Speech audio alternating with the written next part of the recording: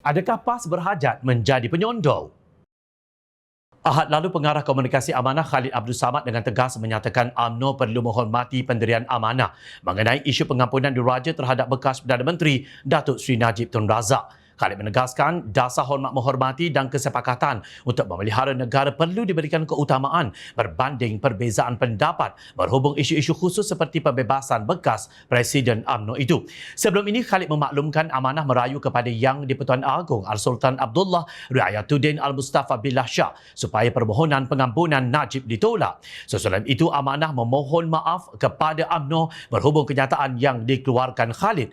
Timbalan Presidennya Datuk Seri Salahuddin Ayub berkata permintaan maaf berkenaan dibuat susulan ia telah melukakan rakan parti dalam kerajaan perpaduan tersebut. Sempena Aidilfitri ini, saya bagi pihak amanah memohon maaf atas kenyataan yang baru-baru ini dikeluarkan Pengarah Komunikasi. Sekiranya kenyataan itu menyinggung atau melukakan UMNO, maka kami minta maaf. Paling penting adalah memperkukuhkan kedudukan kita dalam kerajaan. Kita sibuk sekarang nak selesaikan isu rakyat selain akan berdepan 6 pilihan raya negeri nanti. Jadi kita iltizam untuk memperkukuhkan jentera, ukhuwah, kekuatan parti kita bersama kerajaan perpaduan, katanya kepada pemberita seperti dipetik Sidah Harian. Beliau turut berharap isu tersebut dapat diselesaikan dan beliau sendiri sudah berjumpa dengan Presiden UMNO serta timbalannya. Ujarnya perkara itu seharusnya diselesaikan dengan baik untuk sama-sama menyelesaikan dan bergerak ke hadapan demi perpaduan negara dan rakyat. Sebarang keterlanjuran itu biasalah bagi orang politik. Kadang-kadang kita terlanjur dan tidak ada malu untuk kita memohon maaf sekiranya ia melukakan, ujarnya. Ia turut disusuli dengan kenyataan Presiden Amanah Datuk Seri Muhammad Sabu yang berkata amanah berhak menyuarakan pandangan meskipun mereka terikat dengan perlembagaan parti. Bagaimanapun, beliau berkata dalam konteks organisasi, pandangan berkenaan tidak mewakili parti tersebut kerana sebarang keputusan rasmi hanya diputuskan dalam mesyuarat. Amanah Parti Keadilan Rakyat PKR atau DAP yang bergabung di dalam Pakatan Harapan PH tertakluk kepada keputusan gabungan yang perlu diutamakan jika bercanggah dengan keputusan parti. Begitu juga dalam konteks kerajaan perpaduan yang terbentuk hari ini. Keputusan di peringkat gabungan mengatasi keputusan parti-parti atau pakatan politik masing-masing dan ia perlu diutamakan. Kuasa tertinggi yang mempunyai hak untuk membuat keputusan adalah hak Seri Paduka Baginda. Bagaimanapun, semua pihak yang menyuarakan pandangan dalam isu ini sayang kepada kerajaan perpaduan dan perlu memberi fokus kepada khidmat kepada rakyat sebagaimana yang diamanahkan, ujarnya dalam satu kenyataan.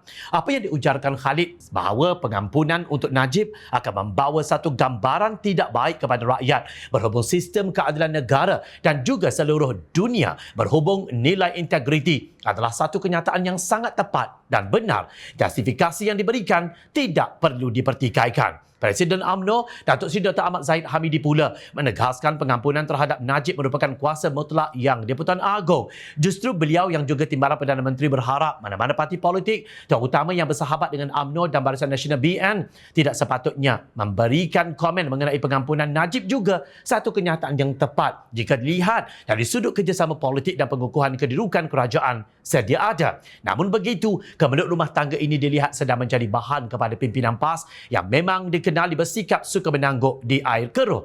Bagi mereka, sedikit keterlanjuran si adik dan ditegur pula oleh si abang seolah-olah rumah hampir terbakar. Bukan main para walaum bersorak gembira di kedai kopi tanpa mereka sedari perselisihan dua saudara dalam kerajaan perpaduan itu bakal menjadikan hubungan mereka semakin akrab dan bertaut erat demi memperjuangkan hak rakyat. Itulah orang tak bagi kahwin paksa, inilah jadinya.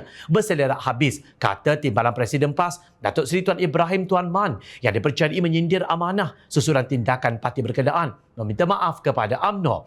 Ahli Parlimen Kubang Kerian itu berkata permohonan maaf yang dibuat amanah menunjukkan kelemahan parti itu selain menggambarkan kononnya prinsip yang dipegang mereka semakin longgar. Pelik sungguh, takkanlah hanya dengan membuat satu perkara mulia iaitu memohon maaf demi menjernihkan keadaan terus dianggap lemah.